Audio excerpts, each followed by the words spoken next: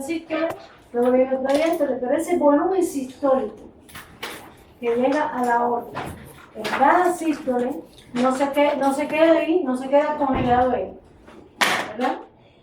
Él llega a la aorta, pero rápidamente corre por toda la vía arterial hasta que luego llega a los tejidos, ¿cierto o falso? Cierto. Entonces, ¿qué es lo que pasa? Que en las arterias, y justamente coincidiendo con la sístole, con la diástole, con la sístole, con la diástole, con la sístole, con la diástole, se van produciendo esas alternancias de presión, ¿verdad? O sea, no es una presión continua, es una presión que sube y baja. Ahora, aquí yo hice un dibujo que está hecho como quiera, que no se corresponde con el registro correcto de presión aórtica, porque la presión aórtica tiene otra configuración, que la hemos visto y creo que la vamos a volver a ver. Pero está claro que la presión sube cuando llega a la sístole. Y luego en la diástole, en la medida en que esa sangre corre a la periferia, la presión en las arterias cae. ¿Cierto o falso? Bien. Suponiendo que la frecuencia cardíaca no cambie. Suponiendo que la frecuencia cardíaca no cambie. Si la sangre corre a la periferia más rápido, esta se llama presión sistólica y esta se llama presión diastólica. ¿Ok? Es la presión que se registra en las arterias en el momento de la sístole o durante la diástole. Suponiendo que la frecuencia cardíaca no variara, pero que la sangre corriera, por ejemplo, a más velocidad a la periferia, ¿qué le va a pasar a la presión diastólica? A la diastólica. ¿Se va a quedar igual? ¿Va a bajar más? ¿O va a bajar menos? Suponiendo que la sangre corra más rápido a la periferia. ¿Ves?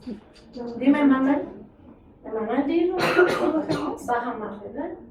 No entendí su pregunta. ¿Quién no lo entiende? ¿Quién no lo entiende? Ahí está el problema más difícil de esta clase. Yo no entendí su pregunta. Repito. Sí. Aquí yo he representado la alternancia de presión sistólica y diastólica para una determinada frecuencia cardíaca. Y yo digo, si la frecuencia cardíaca no variara, pero la sangre corre a la periferia más rápido, a mayor velocidad, pregunto, antes que llegue la próxima sístole, ¿la presión diastólica se va a quedar igual? ¿Va a caer más o va a caer menos? ¿Qué me dicen? Va a caer más. ¿Se dan cuenta? Va a caer más. Entonces, ¿cuándo es que ese curso de la sangre hacia la periferia, o sea, por toda la vía arterial rápido hacia los tejidos, ocurre a más velocidad? Cuando las arterias están menos distensibles. No es lo mismo caminar por un piso duro que caminar por una cama elástica. Cuando usted camina por una cama elástica, usted pisa, el elástico baja, luego sube, usted vuelve a pisar y eso lleva más tiempo. ¿Cierto o falso? Entonces eso mismo le pasa a la sangre cuando avanza por las arterias. ¿Ok? Cuando la arteria ha perdido distensibilidad fisiológica o patológica. ¿Ok?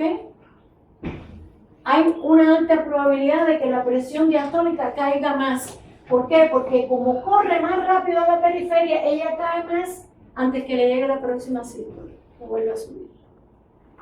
¿Ok? Entonces, ustedes pueden ver en otra cosa. Fíjense cómo la presión sistólica depende de que le llega el volumen sistólico de pronto a esa arteria. Vamos a pensar en la aorta. Pero es igual para todas las arterias, porque cuando yo mido presión arterial no la mido en la aorta, la mido aquí en la arteria, ¿cómo le llaman? Humeral o braquial, ¿cómo le llaman? Braquial. Bien. Entonces, si esas arterias estén menos distensibles, imagínense llegando el volumen sistólico a la arteria. Si la arteria está menos distensible, o sea, está más rígida, lo mismo fisiológica que patológicamente, ¿ustedes esperan que la presión sistólica suba más o suba menos? ¿Eh? ¿Qué les parece? Sí, Que sube más, ¿verdad? ¿Por qué? Porque no hay elasticidad de la pared que amortigue la subida de esa presión. ¿Se entiende o no se entiende? Sí. Entonces, ya yo estoy viendo que una disminución de la distensibilidad arterial me puede producir un aumento de la presión sistólica y también pudiera ser una disminución de la diastólica. ¿Está bien? Esa es una primera idea que hay que tener clara. Claro. Vamos a suponer que esta sea 120 y que esta sea 80. ¿Por qué yo digo que es probable que la diastólica baje? Muy sencillo, muy sencillo. Porque en una arteria menos distensible, la sistólica en vez de ser 120 va a ser, por ejemplo, 140. Por ejemplo. Y aunque la caída sea la misma, o sea, aunque la velocidad con que la sangre fluye es más y la caída sea mayor, a lo mejor se queda por aquí la diastólica. ¿Por qué? Porque partió de un valor de presión más alto.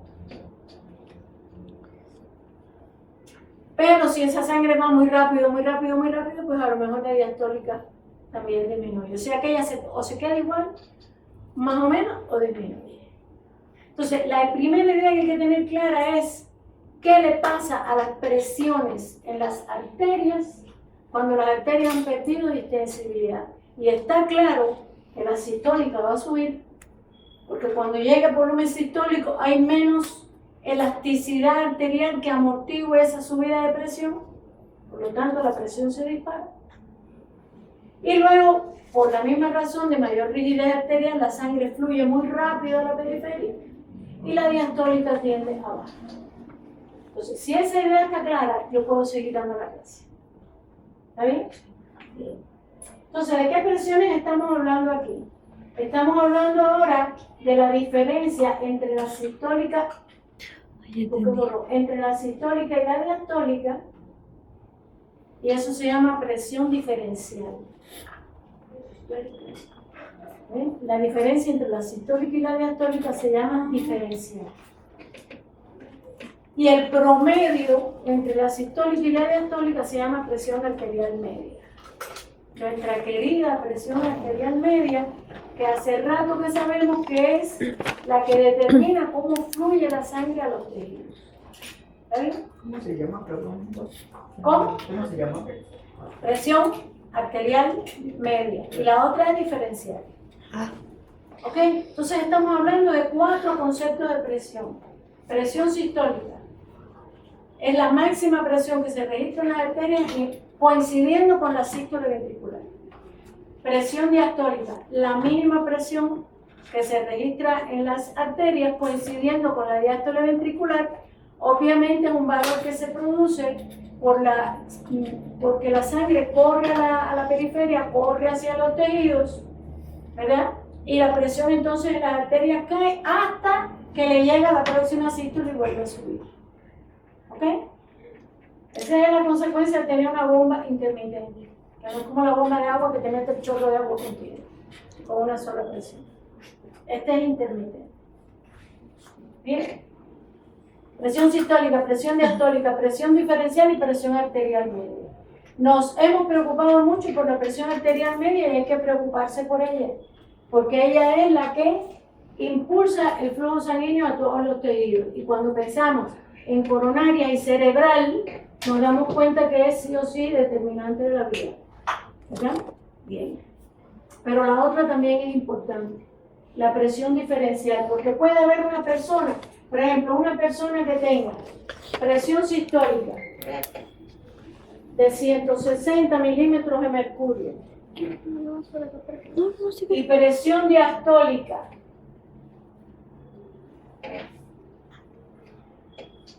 de Espérate, ahora son y presión diastólica de, vamos a ver más, si le pongo 80 me da 80, si le pongo 100 tiene una diastólica de 100, las dos están elevadas, ¿verdad? Ahí la presión arterial media, ¿cuánto da? ¿Cuánto da? 260. ¿Cuánto da? 200. La arterial media. 160 y 100, 260, entre 230. Me está dando 130 milímetros de mercurio. Un valor todavía normal. Todavía normal. ¿Y la presión diferencial cuánto me está dando? 60. Está un poquito elevada. ¿Ok? La diferencial normal es aproximadamente 40 milímetros de mercurio. ¿Está bien? Fíjense ¿Cómo sacó cómo la está la diferencial? presión arterial media y cómo está la presión diferencial. Sin muchos problemas, pero con la sistólica ¿La esa diferencial? persona está en mucho riesgo de que se le reviente un vaso. ¿Se dan cuenta? Entonces, los 4 valores de presión son importantes. Los 4. ¿Ok? Los 4.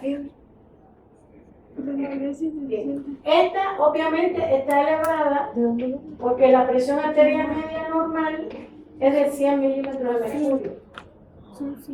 Está elevada. Ah, entonces ¿A expensa de quién? no tengo. De las dos. Subió la sistólica y subió la diastólica. Fíjense, ahí la caída de presión a lo mejor fue grande, pero como partió de un valor de presión muy alto, ¿verdad? Fíjense que la diferencial da 60 y la habitual es 40. Emanuel, ¿dónde tú estás? Estabas en el otro mundo. Bueno, ¿ok?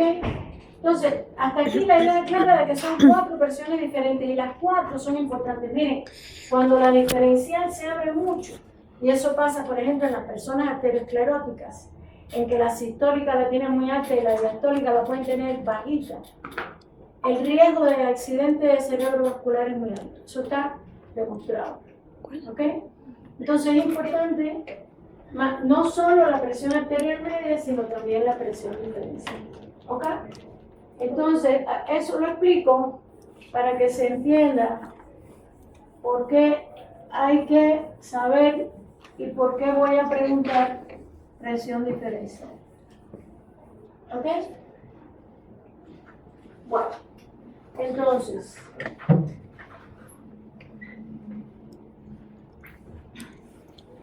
ya sabemos que las arterias son los vasos que están especializados en conducir la sangre a alta velocidad y con elevada presión. Eso es lo que ellos le aportan al sistema, ¿verdad?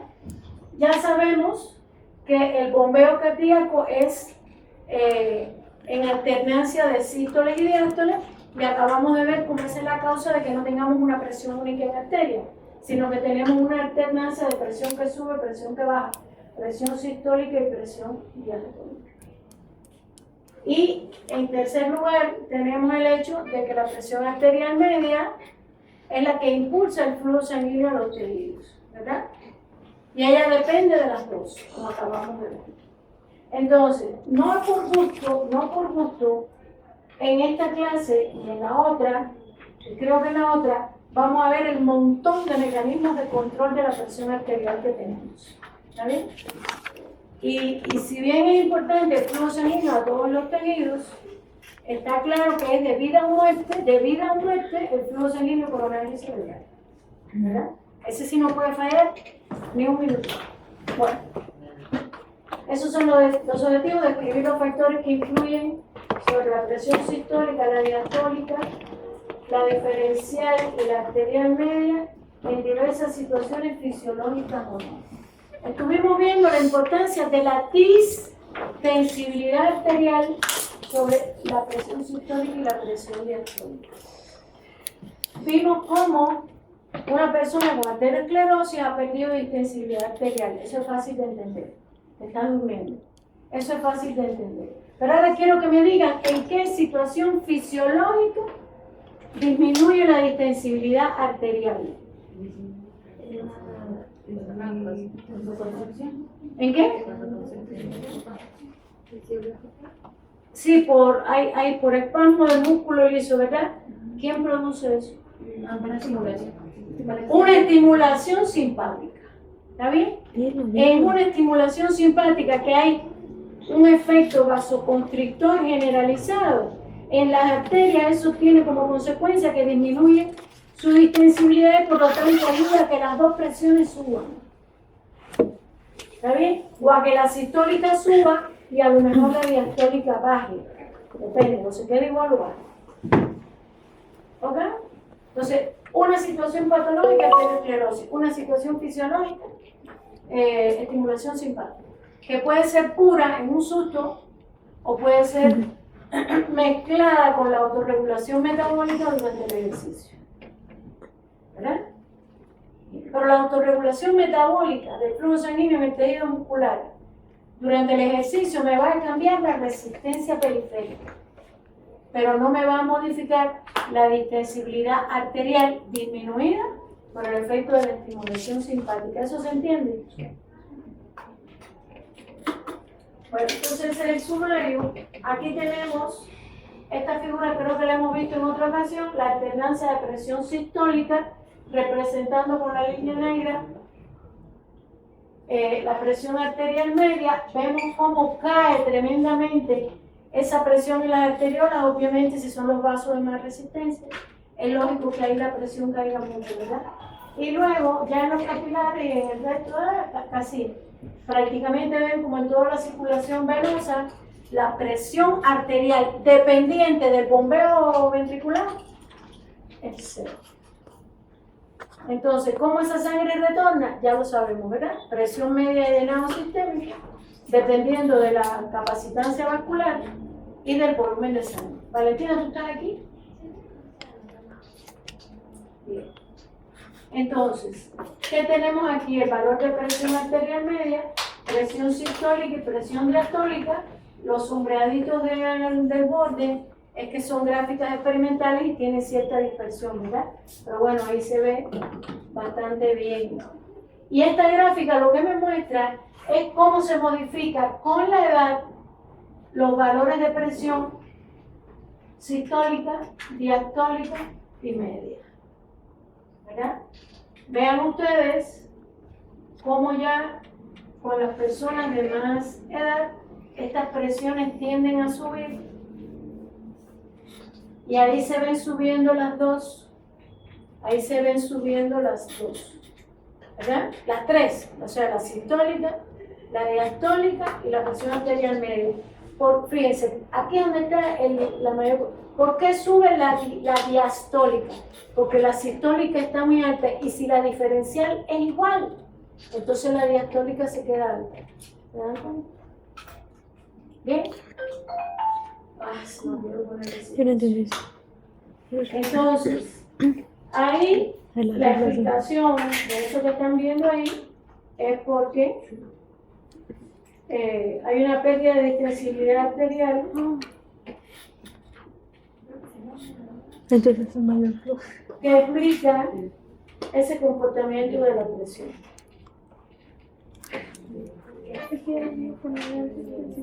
Ahí.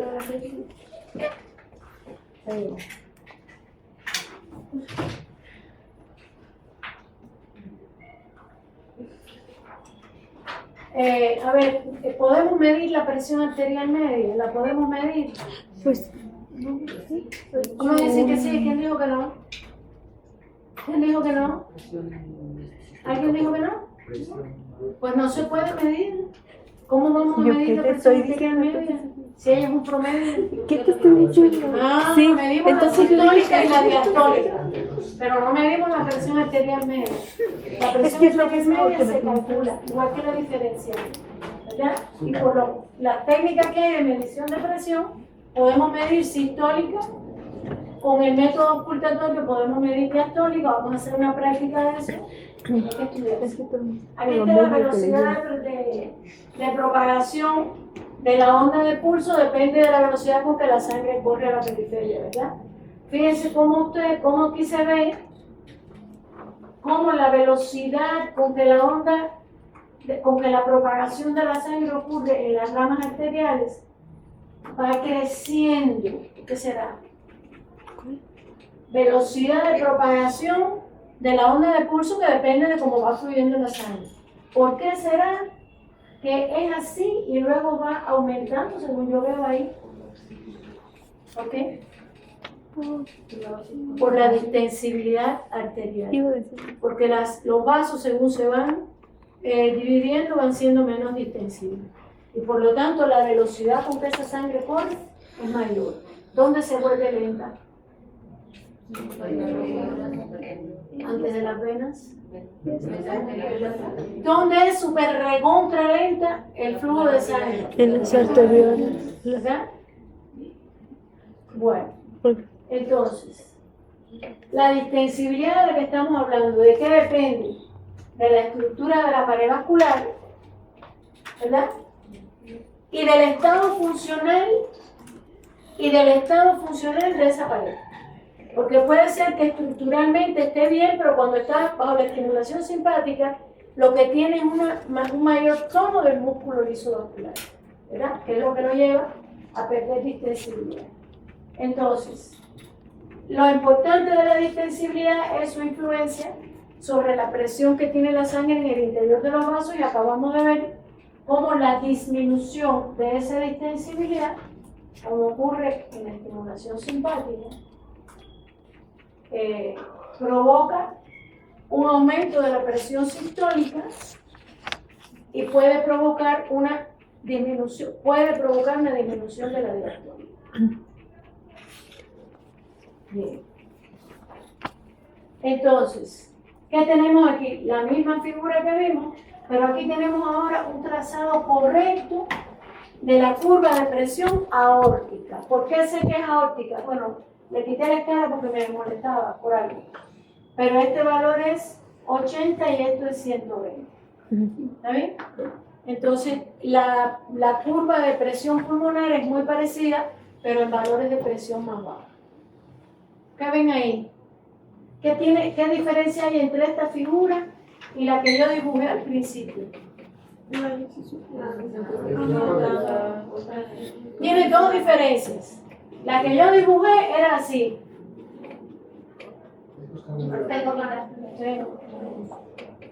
La que yo dibujé era así. ¿Verdad? No tiene la escotadura y además lleva casi la misma velocidad de subida que de bajada y no es así. Entonces la correcta es esa. ¿Ok? La correcta es esa. Mira qué interesante. Porque fíjense la escotadura cómo se genera. La presión viene cayendo, pero de pronto se sube un poquito y después sigue cayendo. ¿Por qué será? Esto es presión ahí en la raíz de la aorta. ¿Por qué será que esa presión, bueno, sube por el volumen sistólico, ¿verdad? Y empieza a caer, pero de pronto vuelve a subir y después baja? ¿Qué será? No. ¿Qué será? Fíjense, toda esta elevación es durante la sístole, ¿verdad? Y luego el descenso, la mayor parte es durante la diástole. Pero miren ahí donde está la división. Miren dónde está la división. Antes de que el ventrículo entre en diástole, ya se empieza a producir la escotadura. ¿Qué pasó ahí? Pues que No siguió bajando. ¿Por qué? ¿Por qué sería? Pues porque se cierra. Correcto, porque se cierra la válvula. ¿Se dan cuenta? Fíjense ustedes qué interesante. Se produce la eyección, ¿verdad? Sube la presión porque se disparó el volumen sistólico para la aorta proximal, o sea, esa es la raíz de la aorta.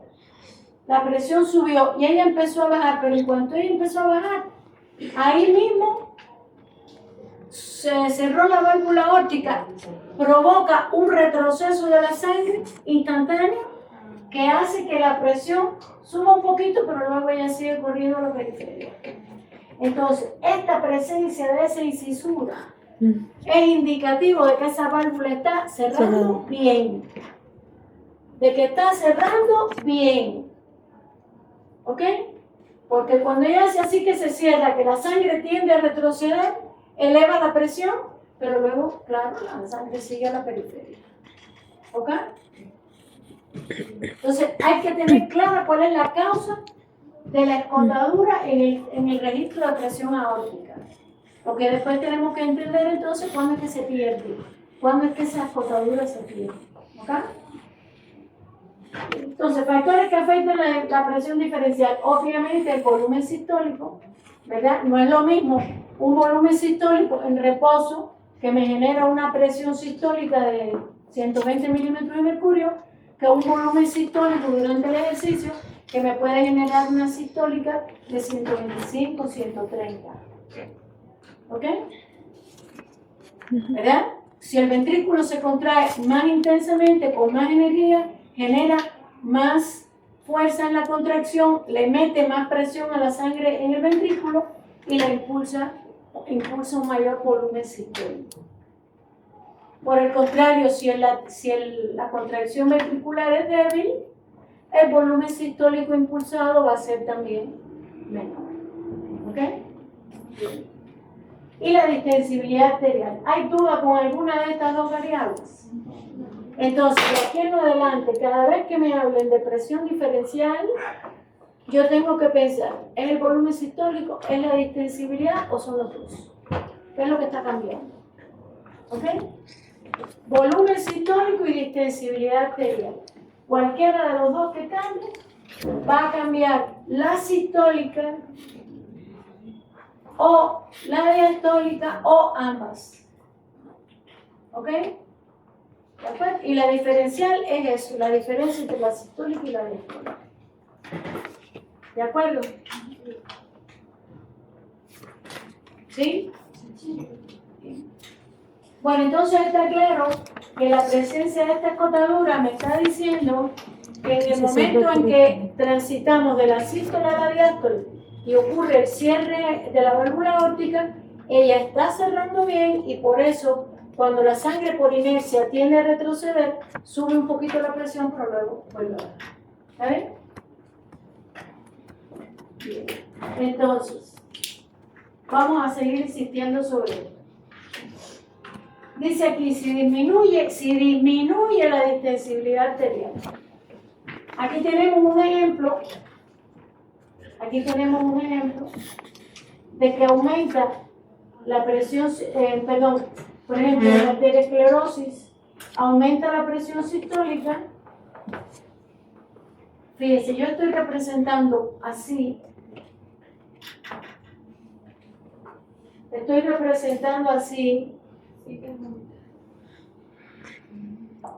Hazme caso.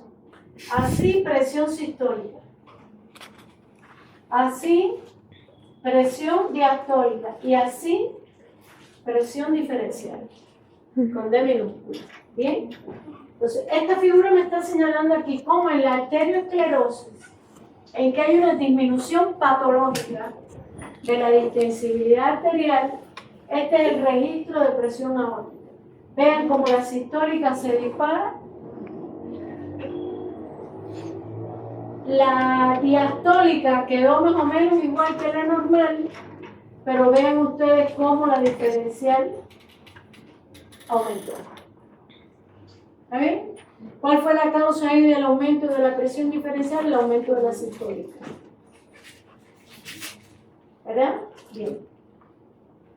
¿Qué tengo aquí? Fíjense que este es el registro normal. ¿Qué tengo aquí? Una estenosis aórtica. El registro de la presión aórtica en el caso de una persona que tiene estenosis aórtica. ¿Qué cosa es eso?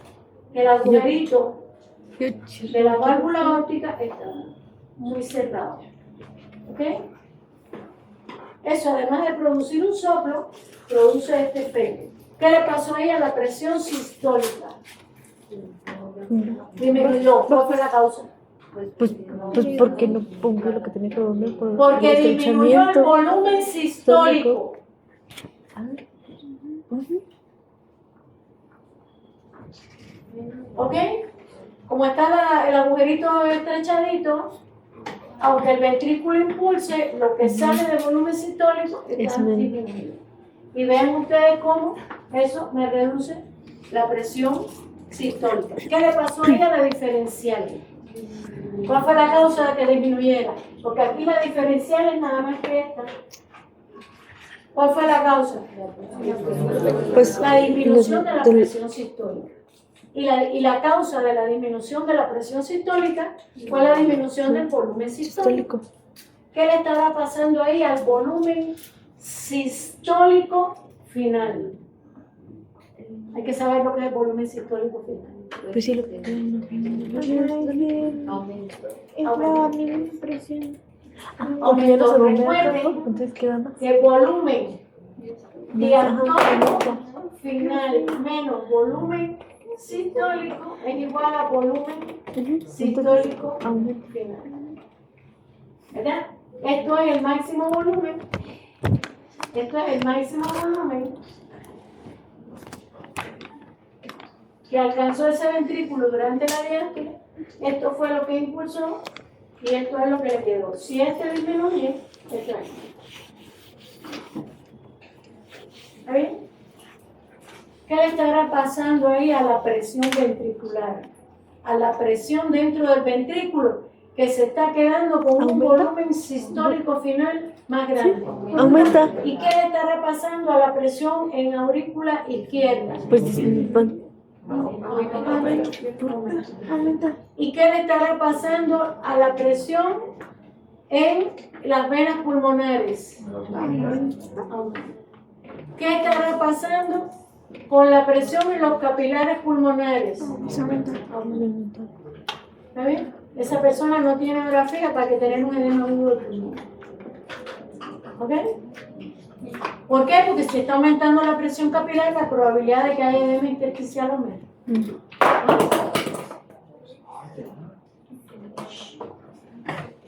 Bueno, yo veo mucha distracción en el aula.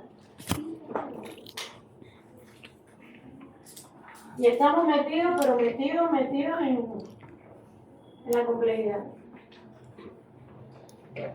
¿Ok? Entonces, fíjense, ahí tienen un ejemplo de situación normal, situación de distensibilidad disminuida, con aumento de la sistólica, la diastólica se comportó más o menos normal, pero la diferencial fue muy grande, ¿verdad? Y como en una situación como esta, con estenosis aórtica,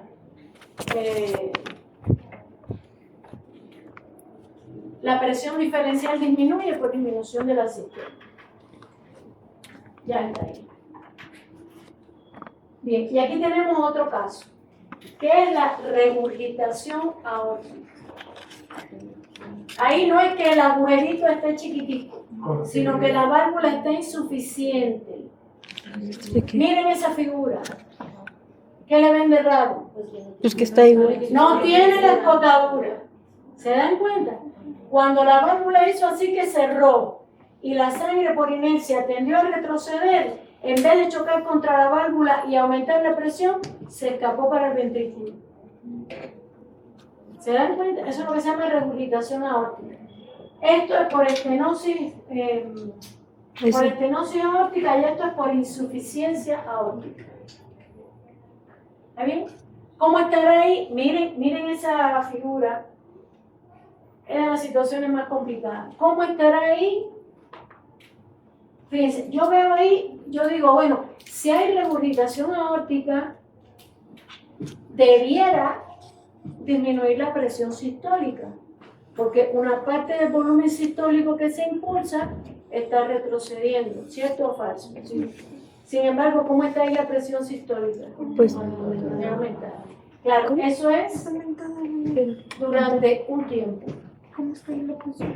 ¿Por qué será que a pesar de que hay regurgitación, o sea, flujo retrógrado de sangre de aorta a ventrículo izquierdo, ¿por qué será que en esta figura me está mostrando una sistólica alta. ¿Por qué será? ¿Cuál es la causa? Cada vez que me pregunten algo de presión sistólica, presión diastólica y presión diferencial, tengo que pensar en volumen sistólico y distensibilidad arterial. Porque el volumen sistólico aumentó. Fíjate. ¿Y por qué aumentó?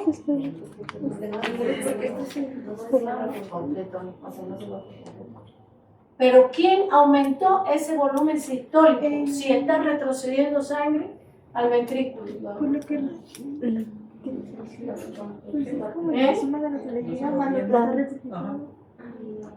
Ley de Starling. Ley de Starling. Él está recibiendo un determinado retorno venoso, pero cuando él bombea, le retorna sangre. Quiere decir que el nivel de distensión ventricular es mayor. Está muy distendido el ventrículo, no solo por el retorno venoso que está recibiendo, sino también por la regurgitación, por el retroceso de sangre hacia ventrículo. Entonces, en los primeros estadios de esa situación, el ventrículo, mientras se mantiene dentro del límite fisiológico, bombea más duro e impulsa un volumen sistólico mayor. ¿Está bien? Eso tiene un límite. Llega el momento en que ese corazón no puede, que se hace insuficiente. ¿Está bien? ¿Se entiende?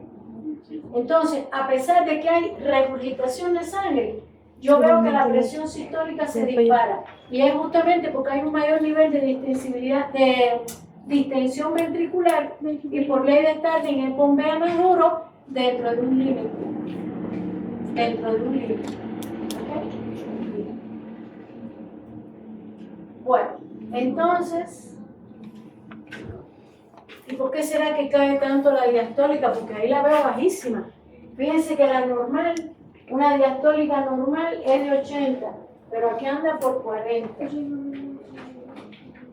¿Por qué será que cae tanto la diastólica? Doctora, déjeme la sesión de belleza para otro momento.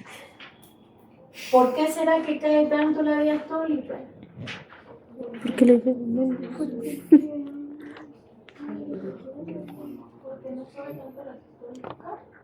No, si la sistólica se disparó porque el ventrículo, como está recibiendo sangre por retorno venoso y por retroceso, está muy distendido y bombea más duro, es una sistólica altísima. Pero la diastólica cae mucho. ¿Por qué? Pero a mí no me han dicho nada de la distensibilidad arterial ahí es problema cardiac. ¿Por qué cae el volumen sistólico? La presión diastólica. Porque la aórtica no cierra bien, la válvula aórtica. ¿Y por qué cae tanto la diastólica? Porque se devuelve al ventrículo. Correcto. ¿Se dan cuenta? Es que el volumen efectivo de sangre que está siendo conducido por las arterias a la periferia está disminuyendo. Fíjense, el mismo volumen que retrocede y explica el aumento de la sistólica, explica la disminución de la diastólica. Porque justamente, fíjense, cuando ese ventrículo hace así, que entra en diástole, que la válvula cierra, que regurgita, lo que quedó en la arteria para correr a la periferia es menos. Obviamente, la caída de la presión va a ser mayor. ¿Sí o no? Hay que meterle neuronas a esto. Es la parte más difícil de catalogar. Y la tengo que preguntar porque es importante. ¿Ok? Claro, no hay que preocuparse mucho, pero hay que ocuparse. Entonces, a ver, ¿hasta aquí alguna duda? No. Esto lo tenemos que seguir trabajando. Por ahora lo importante es que ustedes dominen bien que la presión diferencial está todo el tiempo modificada por el volumen sistólico y la distensibilidad arterial. Que si la distensibilidad arterial disminuye, la sistólica sube y la diastólica puede quedarse igual o bajar. ¿Está bien? Pero aquí yo estoy viendo cómo el volumen sistólico efectivo, al estar disminuido porque una parte retrocede, me provoca una diastólica muy bajita. ¿Ok? Fíjense, este es un caso muy interesante. Pierde la escotadura, porque la válvula está insuficiente, o sea, la subidita y caída de presión esa no la hay. En cuanto la válvula se cierra, retrocede una parte de la sangre y la otra se va a la periferia, o sea, todo el tiempo la presión cae. La que retrocede me está aumentando el volumen sistólico final y por lo tanto los latidos cada vez son más intensos hasta un límite. Y por lo tanto, cada vez que hay un latido intenso y mete un volumen sistólico alto, sube la sistólica. Pero él no es efectivo porque una parte de él retrocede. Y por lo tanto, lo que va a quedar de ese volumen sistólico para ir a formar parte de verdad del gasto cardíaco está disminuyendo. Está disminuyendo. Una parte se quedó aumentando el volumen sistólico final. ¿Ok? Entonces, ese mismo volumen de sangre retrocediendo me explica que la sistólica suba mucho y que la diastólica baje. Yo estoy consciente de que tenemos que darle otra vuelta porque yo le tuve que dar como 10.000 vueltas a esto, ¿ven? Hasta que lo entendí. Bien. Entonces, vamos a empezar, hasta aquí lo que vamos a ver es presión diferencial. Vamos a empezar a ver presión arterial media. Como ya habíamos visto, siendo la que impulsa el flujo sanguíneo a los tejidos, es muy importante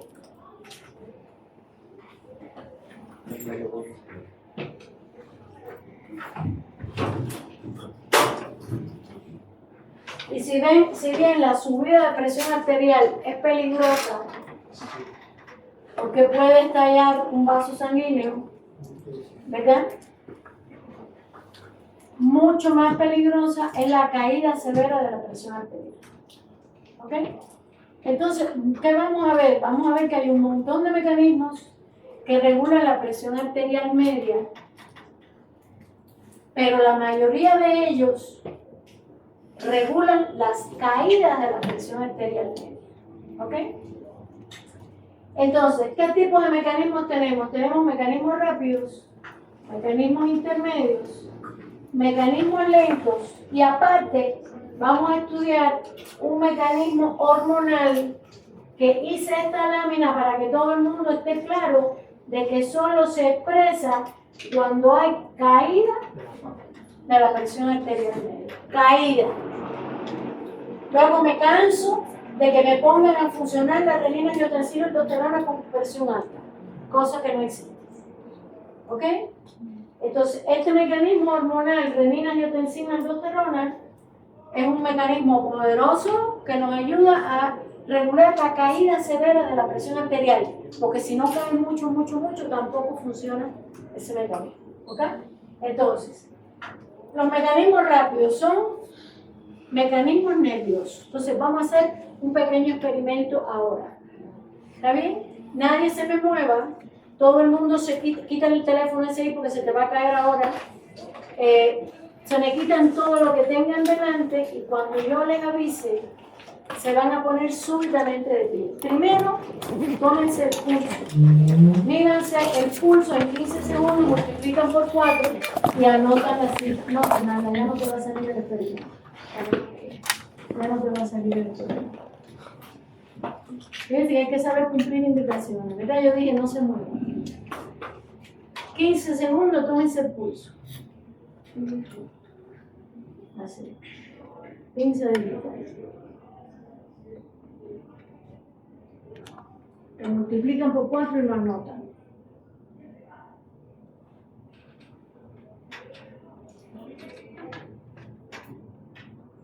¿Ya? ¿Ya? 15 segundos más largo.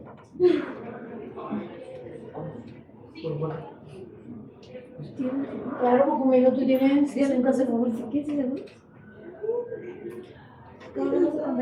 ¿Cuánto te dio?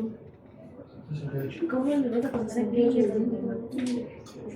¿Cómo te va a 68? 68 también. Bien, ya todo el mundo anotó su frecuencia cardíaca. Entonces, cuando yo diga ya, se van a poner de pie de pronto, pero rápido, y se miden la frecuencia cardíaca de nuevo. 15 segundos, multiplican por 4. ¿Ok? ¿Se entiende? ¿Se entiende lo que hay que hacer? Sí. Bien, entonces, a la 1, a las 2 y a las 3, ya.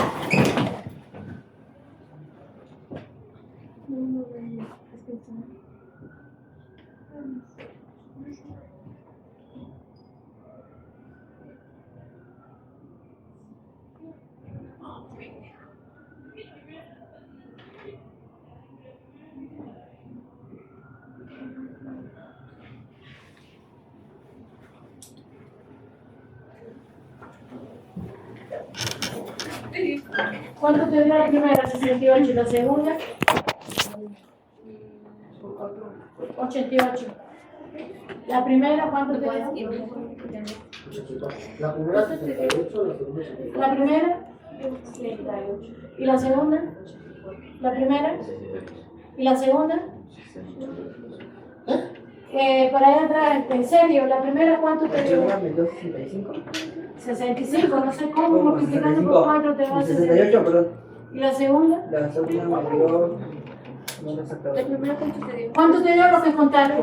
No, sí, perdón. Dime la cuenta, dime con lo que te dio. Yo no puedo creer que no puedes multiplicar por 4. Elizabeth. Me faltó contar la segunda, pero la primera es 68. Gatuño, 84. la primera. No la conté porque le dije a Eli. La primera, dale. ¿Y la segunda? ¿Se dan cuenta? A todo el mundo le aumentó por lo menos 20 latidos por minuto la frecuencia cardíaca nada más que de ponerse de pie. Y vieron a qué velocidad se pusieron de pie y a qué velocidad hubo la respuesta. ¿Está bien? Ese experimento lo hago para que entiendan qué cosa es un mecanismo rápido. Es rápido, rápido, recontra rápido, súper rápido. ¿Ok? Funciona en cuestión de segundos. ¿Qué pasó ahí? Estábamos sentados en un medio gravitatorio, tenemos las arterias que están por arriba de la bomba, están aquí arriba, y estas arterias aquí tienen unas estructuras que son súper sensibles a la presión, que son los vasoreceptores. ¿Ok? Entonces, cuando nos ponemos de pie de pronto, la sangre que está llenando esas arterias hace así, pum, pum. ¿Sí o no? Por inercia. Cuando nosotros de pronto nos ponemos de pie, la sangre por inercia se queda medio retrasadita, pero luego sube con el resto del cuerpo. Esa pequeña oscilación fue suficiente para que esos vasoreceptores detectaran caída de la presión arterial. ¿Está bien? El cambio de postura de sentado a de pie, ellos lo interpretan como caída de presión arterial y producen una respuesta regulatoria a la velocidad que ustedes quieran. ¿Ok? ¿Se entiende o no se entiende? Lo vieron de 60 y pico a 80 y pico. A todo el mundo. ¿Verdad? Entonces, algo pasó y lo que pasó fue eso. Lo que pasó fue que las arterias, estas que tienen esa estructura receptora de estiramiento, detectan por la oscilación de la sangre como si fuera una caída de presión. La arteria hace fum, fum. ¿Se dan cuenta? Y los vasoreceptores lo detectan. Bueno, entonces, estos mecanismos rápidos actúan así, aumentando la actividad simpática o disminuyéndola. ¿Ok? Ellos actúan según la presión sube o baja. No todos son iguales, los vamos a estudiar uno por uno. Y por lo tanto, estos mecanismos que actúan a través del simpático modifican distensibilidad arterial, resistencia, el vaso de resistencia y capacitancia venosa. ¿Qué le hacen? Por ejemplo, en este experimento que hicimos ahora, que el vasoreceptor produjo un aumento de la frecuencia cardíaca. ¿Qué hubo ahí? ¿Estimulación o inhibición simpática? Estimulación. Estimulación simpática. Esa estimulación simpática, ¿qué efecto produce sobre la distensibilidad arterial? ¿La aumenta o la disminuye? No la disminuye. La disminuye. Repito la pregunta. La estimulación simpática, ¿qué le hace a la distensibilidad arterial? La disminuye. ¿Eh? La disminuye. La disminuye, disminuye. ¿verdad?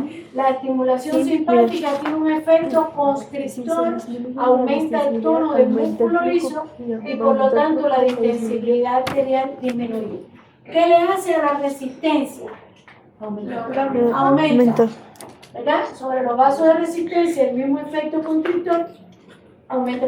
¿Y qué le hace a la capacitancia venosa? No. ¿Así? ¿Hace que las venas se distiendan más? No, la disminuye. Pero no la disminuye. Recuerden que es la única variable que va al revés. ¿Y qué le hace si la capacitancia venosa disminuye? ¿Qué le hace a la presión media de llenado? No.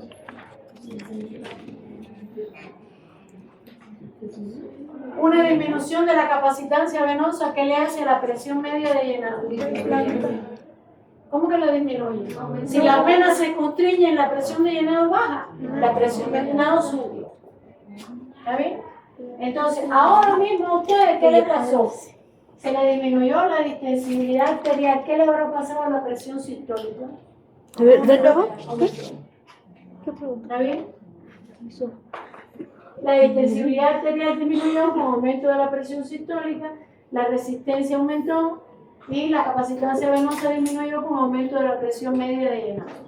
¿Qué le pasó al retorno venoso? Aumentó. ¿Qué debemos esperar que le haya pasado al gasto cardíaco? Aumentó. Y entonces, ¿qué le habrá pasado a la presión arterial media si ella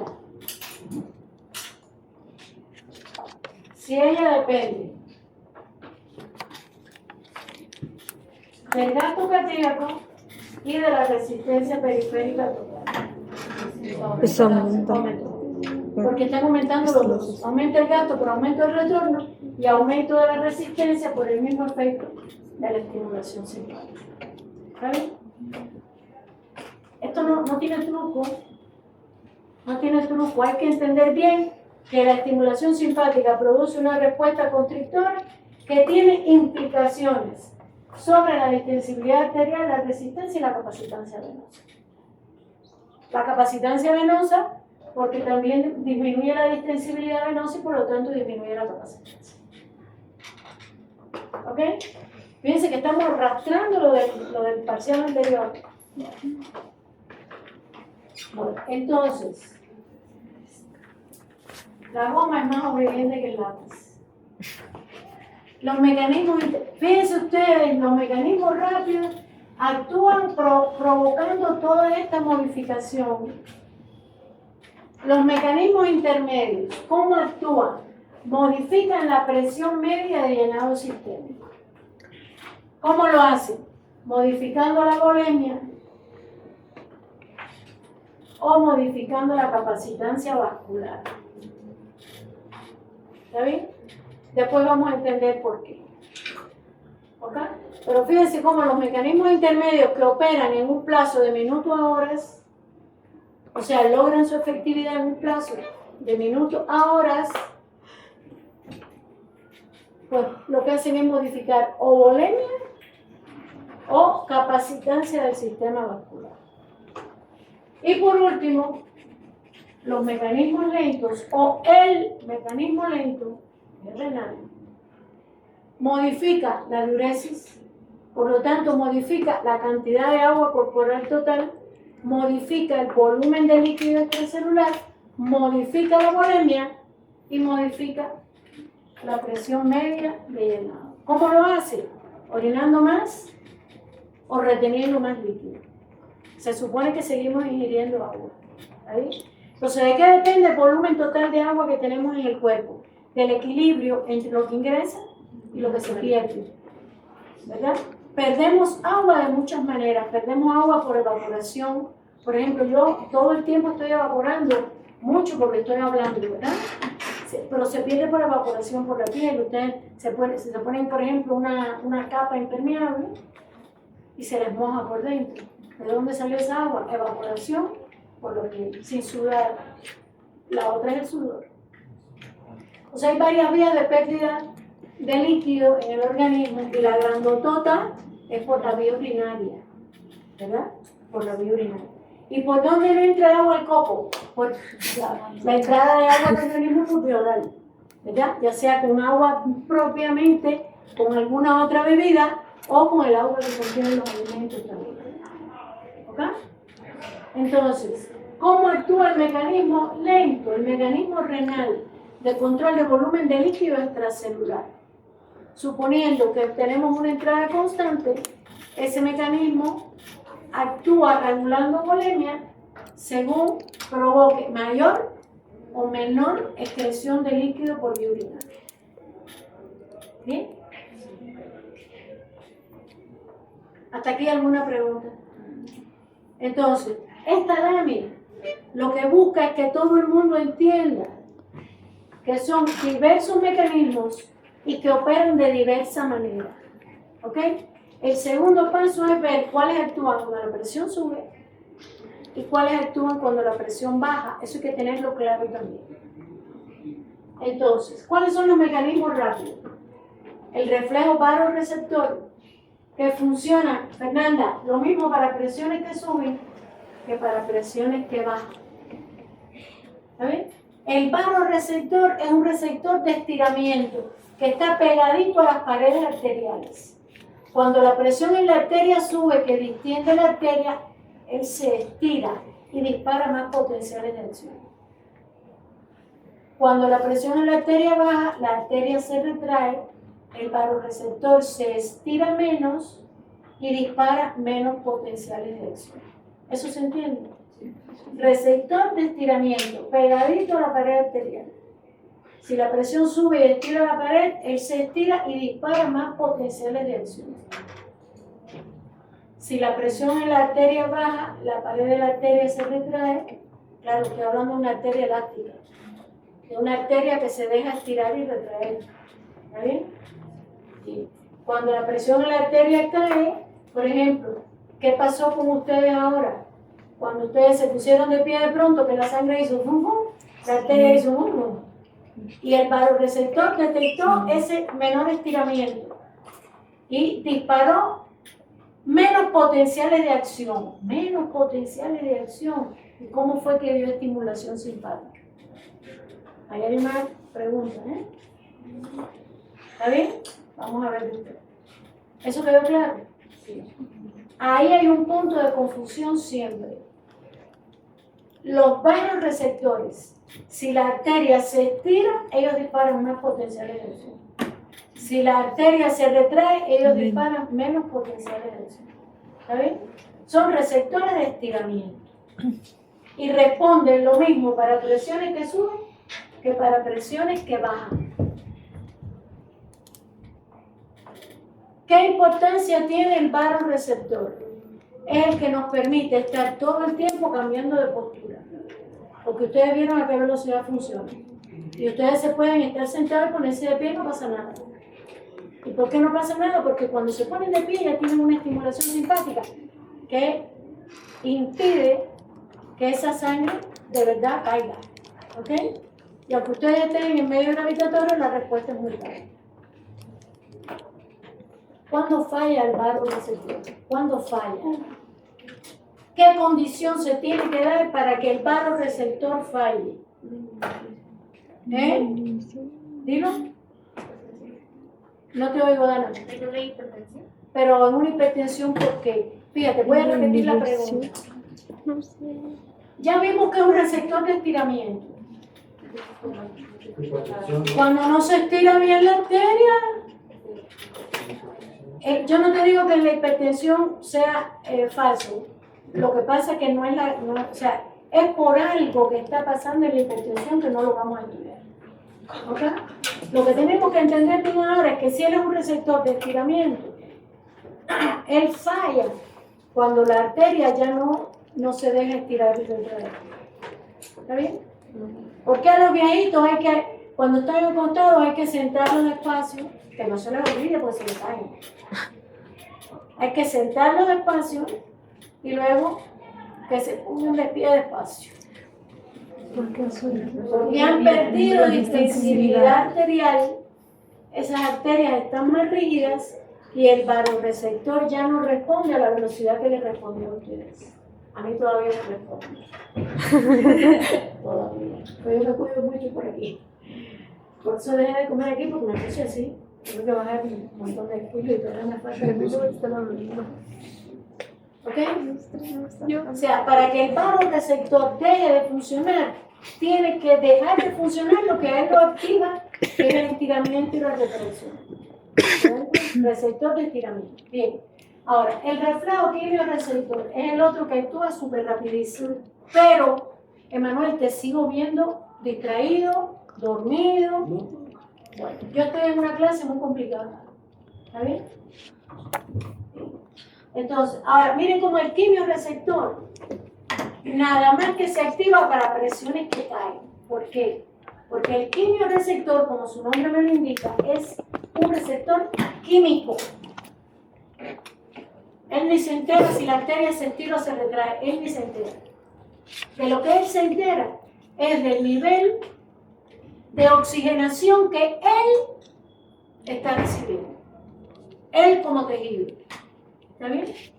Entonces, ¿qué cosa es lo que excita al quimio-receptor? La caída de la presión parcial de oxígeno de la que él dispone. ¿Ok? Él como tejido. Cuando a él le falta oxígeno, él se excita. ¿En qué condición pasa eso? Cuando la presión arterial media cae y le falla el riego sanguíneo a todos los tejidos, incluyendo la estructura del quimio-receptor. ¿Se entiende o no se entiende? Sí. Entonces, él no se entera de presiones que suben. No se entera. El que se entera es el receptor de estiramiento, cuando la presión sube o baja. Él nada más que se entera de que la presión arterial media cae y cae mucho para que a él le falte el oxígeno. Entonces él se excita y empieza a disparar potenciales de acción a una mayor velocidad, a una mayor frecuencia, perdón. ¿Ok? Bien. Entonces, lo que excita al vasoreceptor es el estiramiento. Cuando se estira menos, se excita menos. Lo que excita al quimio-receptor es la falta de oxígeno. Eso nada más que se da cuando hay falta de riego sanguíneo. Claro, también se da en situaciones respiratorias, ¿no? Porque, por ejemplo, si estoy respirando una atmósfera pobre en oxígeno, si tengo un trastorno ventilatorio, que no renuevo bien el gas alveolar, pero no me puedo meter en eso ahora. Eso lo vamos a ver en respiratorio. ¿Está bien? O sea, todo lo que conlleve mala oxigenación de la sangre arterial va a excitar a los quimioreceptores o que caiga la presión arterial. Pero hablando de control de la presión arterial, lo que me interesa es que quede claro que él regula caídas intensas de presión arterial, tan intensas como para que le esté fallando a él su riego sanguíneo. ¿Está bien? Y su aporte de oxígeno. Y por último, la respuesta isquémica del sistema nervioso central, que no es más que una respuesta de excitación general de todo el sistema nervioso central, incluyendo todas las estructuras, y eso pasa en la primera fase de una caída súper recontra severa de la presión arterial. Si eso se demora mucho, pasa de la excitación a la depresión. ¿Está bien? Pero en la primera fase, la respuesta isquémica del sistema nervioso central es muy poderosa, regulando caídas severas de la presión arterial. ¿Ok? Ahora, si cae de 100 a 80 no pasa nada. Pero si cae a 40 ya es otra cosa. ¿Ok? Respuesta isquémica, falta de riego sanguíneo al sistema nervioso. ¿Hasta aquí alguna pregunta? Entonces, los intermedios, ya habíamos visto que operaban o bien modificando moléculas o bien modificando capacitancia. ¿Cómo modifican la capacitancia? Por el mecanismo de relajación por presión, directo o inverso. ¿De qué depende? De la distensibilidad vascular. Si la presión dentro de los vasos sanguíneos aumenta, ellos se distienden, si son distensibles, y amortiguan esa subida de presión arterial. Si la presión dentro de los vasos sanguíneos baja, ellos se retraen y eso amortigua un poquito la caída, ¿verdad? Así que este mecanismo intermedio, que viene siendo útil al plazo de minutos, porque somos una liga que se estira y se retrae así, eso lleva su proceso. Funciona así, por relajación, por presión o por relajación inversa, retracción. Fíjense cómo funciona para presiones que suben y presiones que bajan. ¿Verdad? Si la presión en las arterias sube, las arterias se distienden y eso amortigua. Si la presión en las arterias baja, ellas se retraen y eso amortigua. El otro mecanismo, el de redistribución, ya lo estudiamos. Si la presión arterial se eleva, la presión capilar se eleva y se eleva la presión neta de filtración a nivel de los capilares y sale más líquido al espacio intersticial, baja la volumen. Claro, eso tiene un efecto transitorio, porque ya nosotros sabemos que luego ese líquido que pasó al intersticio lo recupera la linfa y vuelve a la circulación, pero por lo menos temporalmente hace un efecto. ¿Está bien? Preguntas de ese mecanismo. Este depende de la distensibilidad arterial y este depende de cómo opera la dinámica capilar en los tejidos, dependiendo de la presión arterial. Y por último, el mecanismo de control renal del volumen de líquido extracelular y de la volemia, ya vimos al principio cómo contribuye lo mismo para regular presiones que suben que presiones que bajan. Es el único que tiene máxima efectividad.